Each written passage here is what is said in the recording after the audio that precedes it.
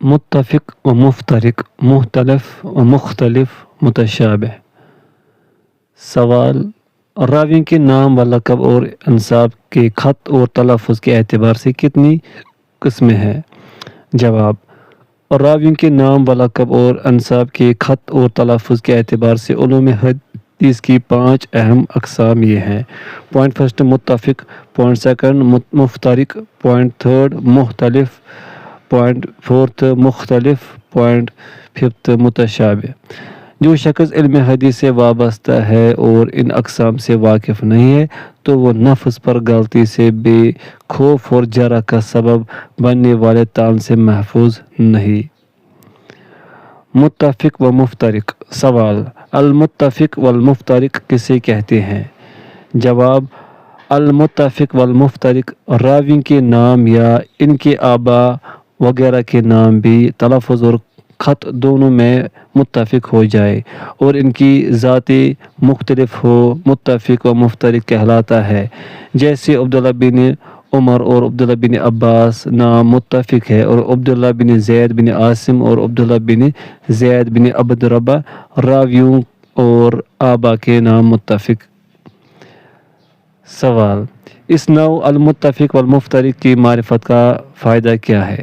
جواب، اس نوع المتفق والمفترق کی معرفت کا فائدہ یہ ہے کہ اشتباہ اور اختلاط سے محفوظ رہنا ہے۔ بسا اوقات متعدد کو ایک گمان کر لیا جاتا ہے، جیسے بعض سے یہ غلطی سرزد ہوئی اور بسا اوقات ایسے ہم نام راویوں میں بعض ضعیف ہوتے ہیں تو اشتباہ کی بنا پر ثقہ کو ضعیف اور ضعیف کو ثقہ قرار دیا جاتا ہے۔ مختلف و مختلف۔ سوال، المختلف والمختلف کسے کہتے ہیں؟ جواب، راوی کے نام یا القاب یا انساب خط میں متفق اور تلفظ میں مختلف ہوں۔ مختلف و مختلف کہلاتا ہے جیسے مصور میم پر زیر سین ساکن واو پر زبر اور مصور میم پر پیش سین پر زبر واو مکسور پر شد۔ اسی طرح سلام شد کے بغیر اور سلام شد کے ساتھ۔ سوال، اس نوع المختلف والمختلف کی معرفت کا فائدہ کیا ہے؟ جواب، اس نوع المختلف والمختلف کی معرفت کا فائدہ یہ ہے کہ تصحیف اور تحریف سے محفوظ رہنا۔ متشابہ۔ سوال، المتشابہ کسے کہتے ہیں؟ جواب، المتشابہ یہ اکیلی مذکورہ دونوں قسموں کو شامل ہے۔ وہ اس طرح کے راوی کے نام تلفظ اور خط میں متفق ہوں اور آباء کے نام تلفظ میں مختلف اور خط میں متفق یا اس کے برعکس ہو۔ آباء کے نام تلفظ اور خط دونوں میں متفق ہو اور راویوں کے نام تلفظ میں مختلف اور خط میں متفق ہو، متشابہ کہلاتا ہے۔ جیسے محمد بن عقیل عین پر زبر اور محمد بن عقیل عین پر پیش۔ راوی کے نام مکمل متفق اور آباء کے نام صرف خطا متفق۔ اور اسی طرح مشہور تابعی شریح بن نعمان شین اور ہا سے، اور امام بخاری کے شیخ سریج بن نعمان سین اور جیم سے راوی کے نام صرف خطا متفق اور آباء کے نام مکمل متفق۔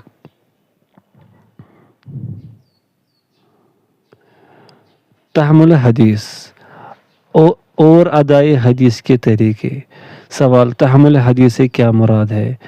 جواب، تحمل حدیث سے مراد مشائخ سے حدیث روایت کرنا اور حاصل کرنا اور راجح موقف کے مطابق اس کے لیے فہم اور تمیز کے معتبر ہونے کی شرط لگائی جاتی ہے۔ راوی میں معتبر چیز سمجھ بوجھ اور تمیز ہے۔ سوال، ادا حدیث سے کیا مراد ہے؟ جواب، ادا حدیث سے مراد احادیث کو روایت کرنے کے بعد آگے بیان کرنا اور ان راویوں میں جن کے روایت سے حجت پکڑی جاتی ہے عدالت اور ضبط کی شرط لگائی جاتی ہے۔ تحمل کے طریقے اور ادائے حدیث کے سیغے۔ سوال، تحمل حدیث کے کتنے طریقے ہیں؟ جواب تحمل حدیث کے 8 طریقے ہیں جو مندرجہ ذیل ہے۔ پوائنٹ فرسٹ السماع، پوائنٹ سیکنڈ القراءہ، پوائنٹ تھرڈ الاجازہ، پوائنٹ فورتھ المناولہ، پوائنٹ ففتھ المکاتبہ، پوائنٹ سکستھ الاعلام، پوائنٹ سیونتھ الوصیہ، پوائنٹ ایٹتھ الوجادہ۔ سماع۔ سوال، السماع سے کیا مراد ہے اور اس کو ادا کرنے کے کیا سیغے ہیں؟ جواب السماع، اس سے مراد شیخ کا اپنے حفظ سے احادیث لکھوانا یا اپنی کتاب سے احادیث بیان کرنا اور راوی کا سننا۔ یہ طریقہ باقی تمام طریقوں سے اعلیٰ ہے۔ ادائیگی کی صورتیں۔ پوائنٹ فرسٹ سمعت او سمعنا فلانا، میں نے یا ہم نے فلاں سے سنا۔ پوائنٹ سیکنڈ حدثنی او حدثنا، مجھے یا ہم کو فلاں نے حدیث بیان کی۔ پوائنٹ تھرڈ اخبرنی او اخبرنا، مجھے یا ہم کو فلاں نے خبر دی۔ پوائنٹ فورتھ انبأنی و نبأنی او انبأنا او نبأنا، مجھے یا ہم کو فلاں نے خبر دی۔ پہلا لفظ سماع پر دلالت کرنے میں زیادہ واضح ہے، اسی طرح آخر تک۔ قرات۔ سوال، القراءہ سے کیا مراد ہے اور اس کو ادا کرنے کے کیا سیغے ہیں؟ جواب القراءت سے مراد راوی کا شیخ پر پڑھنا۔ بعض نے اس کا نام عرض رکھا ہے کیونکہ پڑھنے والا جو کچھ پڑھتا ہے اسے اپنے شیخ پر پیش کرتا ہے۔ برابر ہے کہ طالب علم خود شیخ پر اپنی حفظ یا کتاب سے پڑھے یا کوئی اور پڑھے اور وہ سنے، اور برابر ہے جو اس پر پڑھا جا رہا ہے، شیخ اس کا لفظ ہو یا شیخ اس کا حافظ ہو یا وہ اصل نسخہ سے دیکھ رہا ہو یا اس کے علاوہ کوئی اور ثقہ راوی اصل نسخے سے دیکھ رہا ہو۔ ادائیگی کی قرات۔ پوائنٹ فرسٹ قرأت، میں نے پڑھا۔ قرئ علی فلان وانا اسمع، فلاں پر پڑھا گیا اور میں سن رہا تھا۔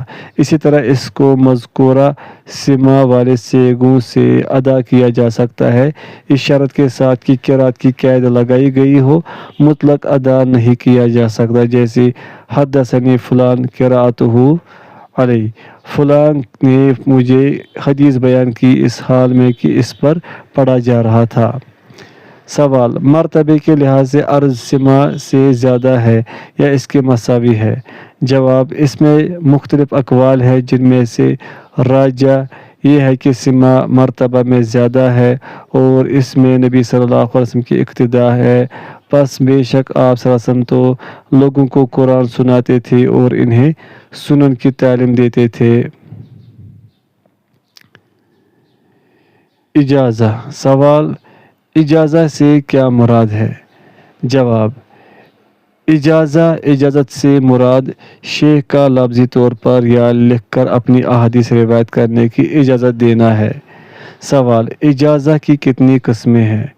جواب اجازہ کی مندرجہ ذیل 5 قسمیں ہیں۔ پوائنٹ فرسٹ معین افراد کو معین روایت کی اجازت دینا، اور یہ ان سب سے اعلیٰ ہے، جیسے شیخ کہے میں تجھے اپنی طرف سے صحیح مسلم روایت کرنے کی اجازت دیتا ہوں۔ پوائنٹ سیکنڈ معین افراد کو غیر معین روایت کی اجازت دینا، جیسے شیخ کہے میں تجھے وہ تمام احادیث روایت کرنے کی اجازت دیتا ہوں جو تو نے مجھ سے سنی ہے۔ پوائنٹ تھرڈ غیر معین افراد کو معین روایت کی اجازت دینا، جیسے شیخ کہے میں ہر اس شخص کو صحیح بخاری روایت کرنے کی اجازت دیتا ہوں جس نے مجھے پایا۔ پوائنٹ فورتھ غیر معین افراد کو غیر معین روایت کی اجازت دینا، جیسے شیخ کہے میں اپنے ہم عصروں کو اپنی تمام احادیث روایت کرنے کی اجازت دیتا ہوں جو انہوں نے مجھ سے سنی ہے۔ پوائنٹ ففتھ ایسے معدوم شخص کو اجازت دینا جو موجود فرد کے تابع ہو، جیسے شیخ کہے میں فلاں آدمی کو اور آج کے بعد جو اس سے اولاد پیدا ہو اس کو فلاں احادیث روایت کرنے کی اجازت دیتا ہوں۔ سوال، اجازہ کو ادا کرنے کا کیا سیغہ ہے؟ جواب اجازہ کی ادائیگی کی صورت حدثنی فلاں اجازہ، فلاں نے مجھے اجازت کی صورت میں یہ بیان کیا وغیرہ وغیرہ۔ مناولہ۔ سوال، مناولہ کی کتنے قسمیں ہیں؟ जवाब मुनावला की मंदरजा झेल दो किस्में हैं। पॉइंट फर्स्ट, अल मुनावलतुल मकरूना बिल इजाज़ा, मुनावला मा इजाज़त, ये मुतलक तौर पर इजाज़त की बेहतरीन किस्म है। इसकी सूरत यह है कि शेख अपना असल नुस्खा या फ़रा जिसका असल से तकाबुल किया गया हो अपने शागिर्द को दे और उसे कहे ये फ़लाँ से मेरी रिवायत है तो इन्हें मेरी तरफ से रिवायत कर सकता है। इसकी शर्त यह है कि असल तालिब इल्म के पास आरियतन या हिब्बा या तमलीकन रहे ताकि वो इससे रिवायत नकल कर सके। पॉइंट सेकंड, अल मुनावलतुल मुजरदा अनिल इजाज़ा, मुनावला जिसमें इजाज़त न हो। इसकी सूरत ये है कि शेख अपना असल या इसके कायम मुकाम नुस्खा अपने शागिर्द को दे और सिर्फ ये कहे कि ये फ़लाँ से मेरी समाअत करदा रिवायत करदा अहादीस है। जमहूर के हाँ ये किस्म मोतबर नहीं है। सवाल, मुनावला को अदा करने का क्या सीगा है? जवाब, मुनावला की अदायगी की सूरत हदसनी फ़लाँ मुनावला, फ़लाँ ने मुझे मुनावला की सूरत में बयान किया वगैरह वगैरह। मुकातिबा, सवाल, मुकातिबा से क्या मुराद है? जवाब, मुकातिबा मुकातिबत शेख अपने समाअत करदा रिवायत किसी हाजिर या गायब रावी के लिए अपने खत से लिख दे या अपने हुक्म से लिखवा दे।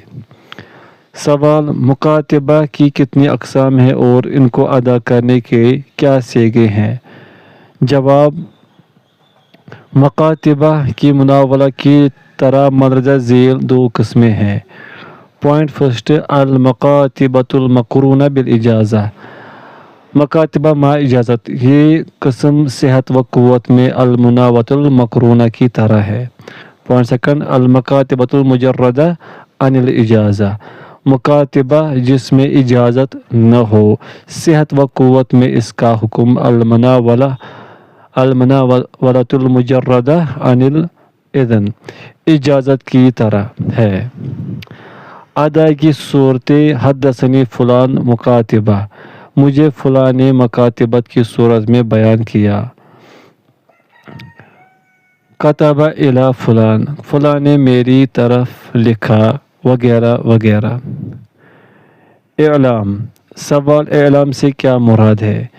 जवाब, इलाम से मुराद शेख सिर्फ ये कहे कि ये किताब फ़लाँ से मेरी समाअत करदा रिवायत पर मुश्तमिल है।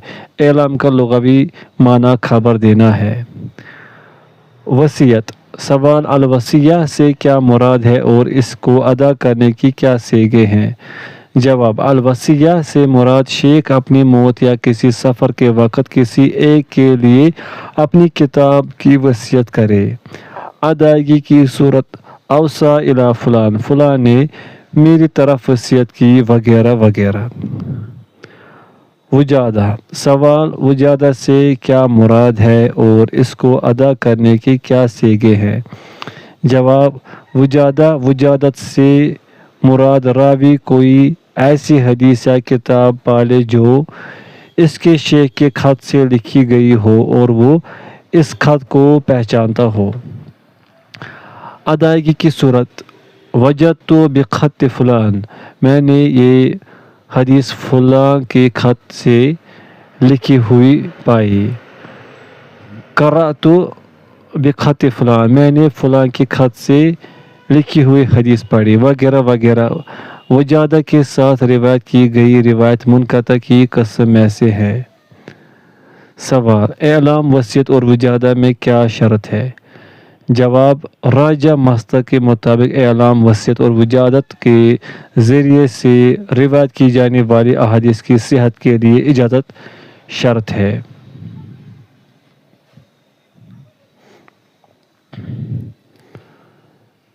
जरा व तादील, सवाल, जारह व मुअदिल के लिए क्या शराइत है और ये किसकी कबूल की जाएगी?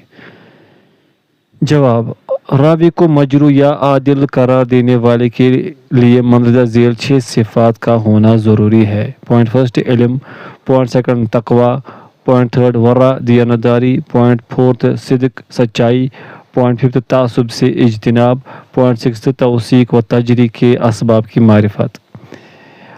اور یہ دونوں توثیق و تجریح قبول نہیں کی جائے گی مگر اس سے جو بیدار مغز باخبر ہو اور ان دونوں کے اسباب کو پہچاننے والا ہو۔ سوال: جب راوی پر جرح مفسر بھی ہو اور تعدیل بھی تو کس کو مقدم کریں گے؟ جواب: جب ایک راوی کے حق میں جرح مفسر اور تعدیل کا تعارض پیدا ہو جائے تو جرح مفسر کو تعدیل پر مقدم کیا جائے گا۔ حافظ ابن حجر نے کہا ان اصولیوں کا قول ہے کہ جن راویوں کی توثیق و تجریح میں اختلاف کیا گیا ہو ان میں صرف جرح مفسر قبول کی جائے گی، جرح مبہم نہیں۔ اور وہ راوی جو اس قدر مجہول ہیں کہ ان کے متعلق ائمہ حدیث میں سے کسی امام کے قول کے علاوہ کچھ معلوم نہ ہوا ہو کہ یہ متروک ہے یا ضعیف ہے وغیرہ وغیرہ تو ان کے متعلق قول جرح مبہم معتبر سمجھا جائے گا اور اس کی تفسیر کا مطالبہ نہیں کیا جائے گا۔ سوال: جرح و تعدیل کی کتنے قسمیں ہیں؟ جواب: جرح و تعدیل میں سے ہر ایک کی دو قسمیں ہیں جو مندرجہ ذیل ہے۔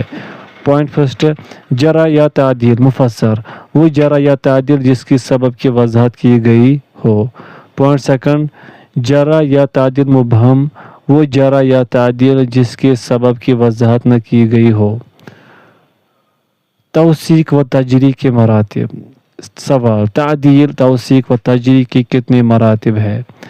جواب: سخاوی نے الالفیہ کی شرح میں اور شیخ اکرم سندھی نے امعان النظر بشرح نخبۃ الفکر میں تعدیل و تجریح کے 6 مراتب بنائے ہیں۔ تعدیل کے مراتب۔ سوال: تعدیل کے مراتب ذکر کریں۔ جواب: تعدیل کے 6 مراتب مندرجہ ذیل ہیں۔ پوائنٹ فرسٹ ایسا وصف جو مبالغہ پر دلالت کرے یا جس کو اسم تفضیل سے تعبیر کیا جائے جیسے فلان اوثق الناس، فلان سب سے زیادہ ثقہ ہے، یا اثبت الناس، فلان سب سے زیادہ یاد رکھنے والا ہے، یا الیہ المنتہی فی الضبط، فلان پر ضبط کی انتہا ہو گئی ہے، یا لا اعرف لہ نظیرا، میرے علم کے مطابق فلان بھی نظیر ہے، وغیرہ وغیرہ۔ یہ مرتبہ سب مراتب سے اعلیٰ ہے۔ پوائنٹ سیکنڈ فلان لا یسأل عن، فلان کے بارے میں سوال کرنا بیجا ہے۔ پوائنٹ تھرڈ توثیق پر دلالت کرنے والے صفات کو تاکید کے ساتھ لانا جیسے ثقۃ ثقۃ یا ثبت ثقۃ یا ثقۃ ضابط وغیرہ وغیرہ۔ اور اس ضمن میں زیادہ تاکیدات ابن عیینہ کے قول میں پائی گئی ہے، جیسے انہوں نے کہا ہمیں عمر بن دینار نے حدیث بیان کی اور وہ ثقہ تھے، یہاں تک کہ 9 دفعہ کہا۔ پوائنٹ فورتھ توثیق پر دلالت کرنے والی صیغوں سے تعبیر کیا گیا ہو جو بغیر تاکید کے ہوں جیسے ثقہ یا ثبت یا حجہ وغیرہ وغیرہ۔ حجہ ثبت سے زیادہ قوی ہے۔ پوائنٹ ففتھ صدوق یا مأمون یا لیس بہ باس یا لا باس بہ، فلاں میں کوئی حرج نہیں ہے یا فلاں ناقابل اعتراض ہے۔ بدر بن جماعہ نے اپنی کتاب المختصر میں کہا، ابن معین نے کہا کہ جب میں کسی راوی کے بارے میں لا باس بہ یا لیس بہ باس کہوں تو وہ ثقہ ہوگا۔ یہ ابن معین نے اپنی خاص اصطلاح کے متعلق خبر دی ہے۔ اسی طرح کی عبارت مقدمہ ابن صلاح میں بھی ہے۔ پوائنٹ سکستھ جو تجریح کے قریب ہونے کا احساس دلائے اور یہ توثیق کا سب سے ادنیٰ مرتبہ ہے، جیسے فلان لیس ببعید عن الصواب، فلان درستگی سے بعید نہیں، یا شیخ ہے، یا یعتبر بھی وہ معتبر ہے، یا شیخ وسط متوسط شیخ ہے، یا روی عنہ الناس لوگوں نے اس سے روایت لی ہے یا صالح الحدیث حدیث روایت کرنے کے لائق ہے، یا یکتب حدیث ہو اس کی حدیث لکھی جاتی ہے، یا مقارب الحدیث اس کی احادیث ثقات راوی کی احادیث کے قریب قریب ہے، یا صویلح متوسط صالح ہے، یا صدوق انشاءاللہ صدوق ہے، یا ارجو اللہ باس بھی مجھے امید ہے کہ یہ ناقابل اعتراض ہے، وغیرہ وغیرہ۔ سوال، تعدیل کے مذکورہ مراتب کے راویوں کا کیا حکم ہے؟